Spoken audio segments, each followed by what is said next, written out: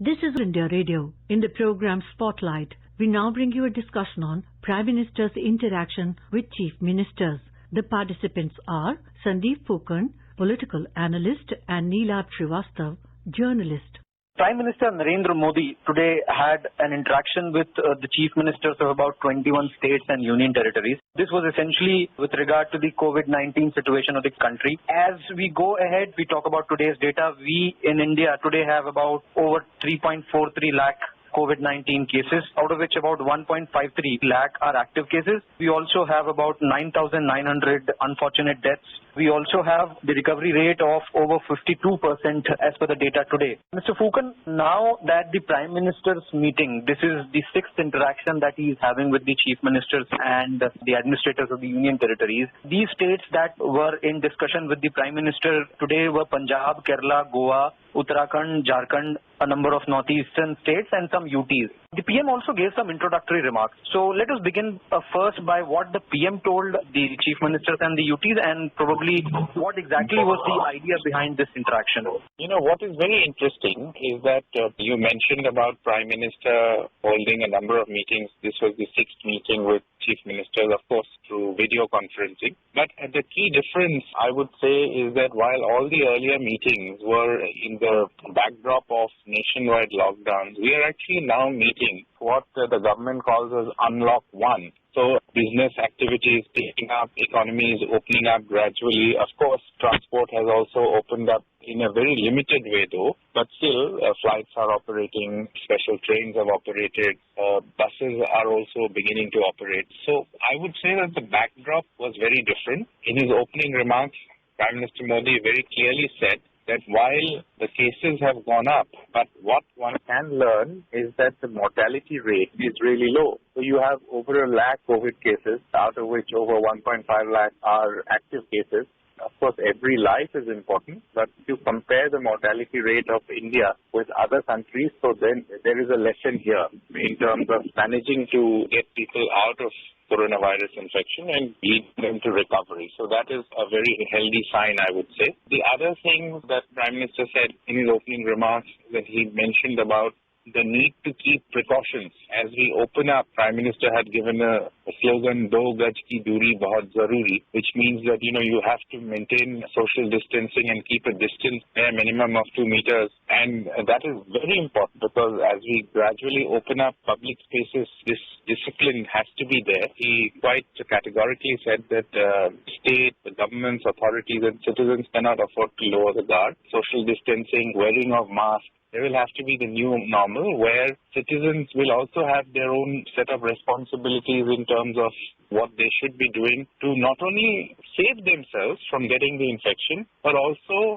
help in containing the spread of the infection. By wearing a mask, you not only protect yourself, but you also protect another person from getting infected. If you are an asymptomatic person who may have carrier of the infection, so by wearing the mask, the least you can do is that you can protect somebody by keeping safe distance from another person. So, these are very important social protocols that have to be followed, and these were mentioned by the Prime. While this was the sixth time that the CMs and the Prime Minister were interacting, this was the first time after the Unlock 1 was initiated from June 1st. And the thrust now is to move the wheels of the economy, which has suffered a lot because of the lockdown that was aimed to cut the chain of COVID spread. And very specifically, the Prime Minister mentioned a point about smaller factories and the hand-holding. So the basic idea behind everything is, while we keep our caution, we need to move ahead, start our economic activity, development works, and also the kind of employment opportunities that should be revived. So I think that was the thrust of the talk today. Prime Minister Modi made it very clear that lessons should be learned from Unlock 1. You have a lot of things that have opened up, barring operating public transport full scale or opening up schools, etc. A lot of other things of religious places have opened, shopping malls have opened up, markets have opened up, of course with all the social distancing guidelines. So Prime Minister quite categorically mentioned that lessons will have to be learned as we move along. He also mentioned few green shoots appearing in the economy. For example, he said that power consumption, electricity consumption has gone up. toll collection has gone up, which means that there is greater movement of goods interstate, which is a healthy sign for revival of the economy. He expressed the confidence that micro, small and medium scale enterprises will be able to revive quickly. And also he shared data with chief ministers that sowing in the Kharif season has gone up by 12% to 13% over the last Kharif season. So again, that's a very healthy sign. In fact, many experts believe that in these difficult times, the agri sector could well be the sector that help in revive India's economy. The revival may well start from the rural areas, and the government has also taken a lot of steps to focus on trying to keep the migrant workers who had returned to their villages engaged and provide them employment and increase their purchasing power by increasing avenues of under Mahatma Gandhi National Rural Employment Guarantee Act. So these plans are there. Let's see how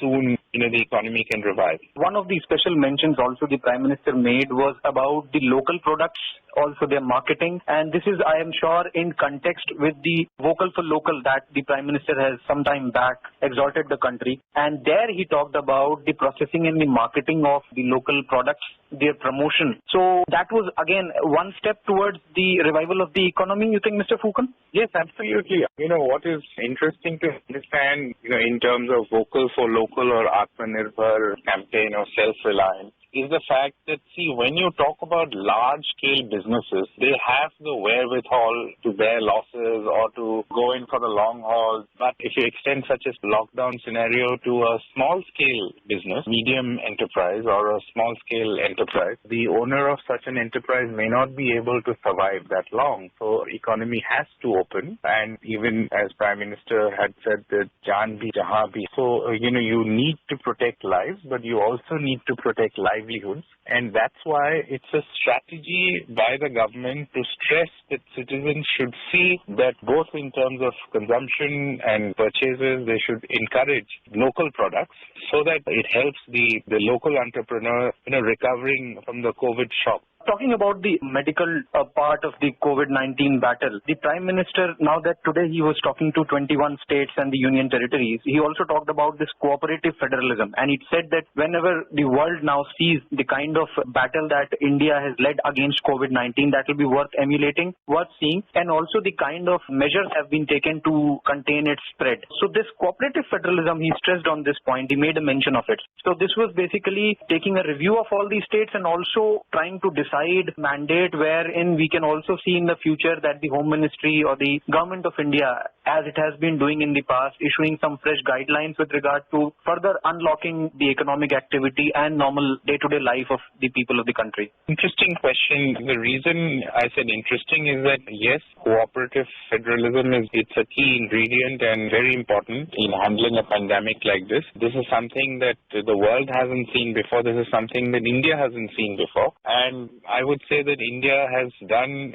reasonably well in terms of not only keeping mortality rates low, but developing their own models. So you hear a Kerala model, because Kerala was the first state to have been affected by COVID. And since then, they had their own sort of protocol, and Kerala model was hailed world over. Subsequently, other states have also done well to catch up. They may have tailor-made their own policies to suit their particular state, but every state has done reasonably well, whether it's a Karnataka model or a Chhattisgarh model. You'd be surprised, Nilad, that until 27th of April in the Northeast, of the 8 Northeastern states, 5 of them did not have a single COVID case. And even now, the numbers are fairly low. Assam being the largest or the biggest state, there the number has now risen to about a little over 3,000. And already we are hearing state health minister saying that if need be, the state may go in for a more severe form of lockdown again. So there lies the model of cooperative federalism.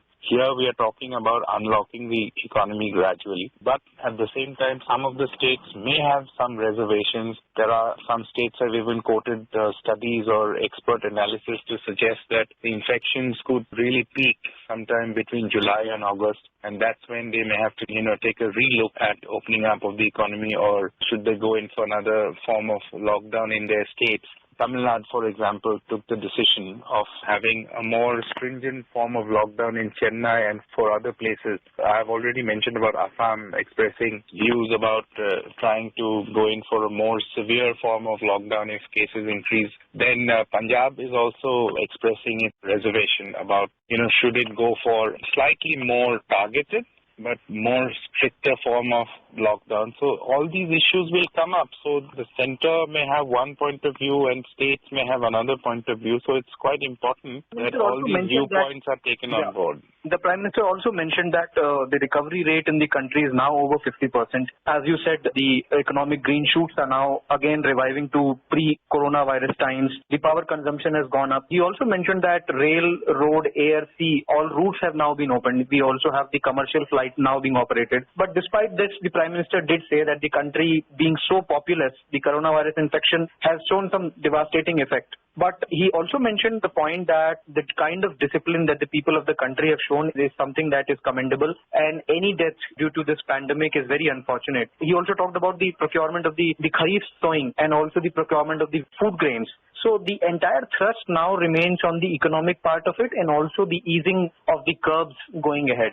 That's right. Yes, that is the thrust. It's quite clear from the Prime Minister's opening remarks as well. This is, of course, a discussion, where the Prime Minister is also attempting to get a sense of what the states think and the Chief Ministers think, because the Chief Ministers will be leading their own states, respectively. The Prime Minister, of course, will give leadership to the nation, but the chief ministers will be leading their respective states and they will have their own perspective on how best they can handle their states. And of course, I must mention that most of the states that the Prime Minister consulted and discussed today are states that don't have very heavy load of cases, saving Punjab, and of course Kerala has done well to now contain. But yes, you're right. The focus of meeting was that green shoots have appeared. It is important to save lives, but it's also important to protect livelihood. And in that regard, he's getting a sense from the chief ministers a short while ago, as I mentioned, that the focus of the center is that how best can you open up the economy without risking lives? How can you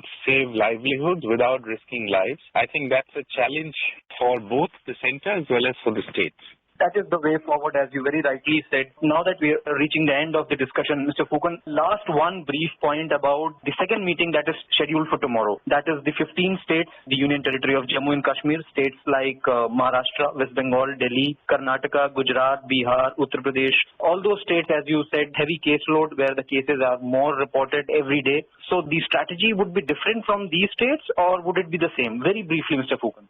It has to be a different strategy because these are the states where you see the maximum. In fact, there are just a handful of states where almost 70% of the caseloads are located. I mean, Maharashtra being one of them, Gujarat is another, West Bengal, Delhi, we've seen how cases have shot up. So clearly, you cannot have the same strategy for Delhi as you have, let's say, for one of the northeastern states. So the states will have to also decide and they'll have to tailor-make. As I said, that the challenge for the country is how to protect lives as well as livelihood. We have to open up. You cannot be in a shutdown mode for months together. I mean, as the government has been saying, that we have to now move to a regime where you live with the virus, but you have to keep all your safety, all your precautions intact, not lower the guard, not overstress the health infrastructure, not overload our hospitals. At the same time, gradually open up the economy. So that's really the key challenge before the center as well as the states, especially the states that have a high load of coronavirus cases. We look forward to the meeting that is going to held tomorrow, and the expectation of everyone is that we very soon get over this coronavirus menace and the life gets to normal as soon as possible. Thank you very much, Mr. Fukan. Thank you so much. You were listening to a discussion on Prime Minister's interaction with Chief Ministers. The participants were Sandeep Fukan, political analyst, and Neelab Srivastav, journalist. This program was produced and presented by the News Services Division of All India Radio. You can listen to it on our mobile app, News on AIR. This program is also available on our website, newsonair.com. You may email your opinion about this program at airnsdtalks@gmail.com.